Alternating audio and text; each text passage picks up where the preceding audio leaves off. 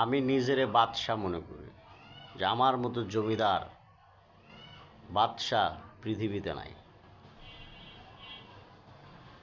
আসমানের উপরে আর জমিনের নিচে আমার মতো বাদশাহ নাই, এবং এইটা নিয়ে আমি গর্ব করি। কেন করি জানেন? আচ্ছা বলেন তো, আসমানের উপরে আর জমিনের উপরে আর আসমানের উপরে বা জমিনের নিচে সবচেয়ে দামি জিনিস কি? স্বর্ণ, হীরা, টাকা পয়সা? সবচেয়ে দামি জিনিস হলো স্বয়ং স্রষ্টা আল্লাহ, এবং এই স্রষ্টাই মানুষের ভিতরে বিরাজ করে, বসবাস করে।